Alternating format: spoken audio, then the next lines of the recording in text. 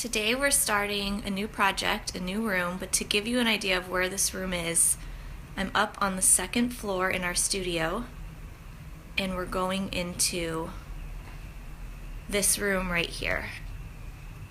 This room has been used for storage and overflow for as long as we've lived here, hasn't been touched one bit. We call it the scary room and you're about to see why. I'm inside the room from the closet. The only thing we did when we first moved in was pull up the carpet and we repaired a leak to the outside. Unfortunately, it still looks like this inside, and that is it. I take that back. One other thing we did, we moved the switch that was here to this side so you can reach it when you enter the room, and we added a few electrical outlets because this room didn't have any when we first got it.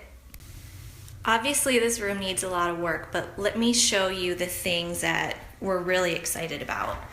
The good things about this room, starting with the baseboards and the trim. It's all original, the only room that has original trim in the house. The problem with the trim is that drywall was installed over plaster at some point, so now the trim is completely flush with the walls. So our plan is to take down the trim completely, salvage it, repair the drywall, and put it all back. This room is one of the smallest rooms in our house. Scott is demonstrating. It is less than 7 feet wide, but it's a good 16 feet long. Despite the room's small size, we're really looking forward to refreshing the trim. These windows are pretty big in comparison to the room size, so one of our favorite parts of the room too. One flaw about this room is that the height in the main part of the room here is 116 inches, and then you step inside the closet and it's 108 inches. So we need to figure out why.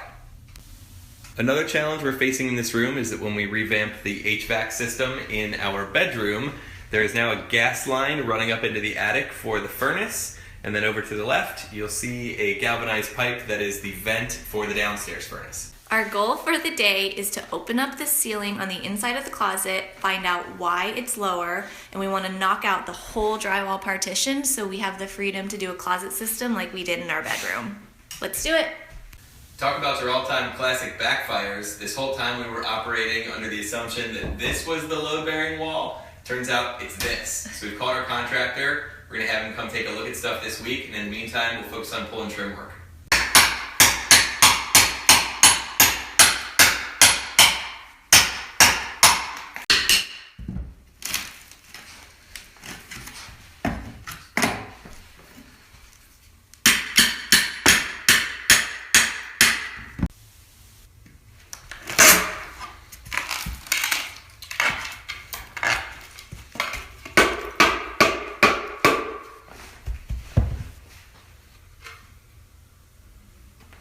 Upside down.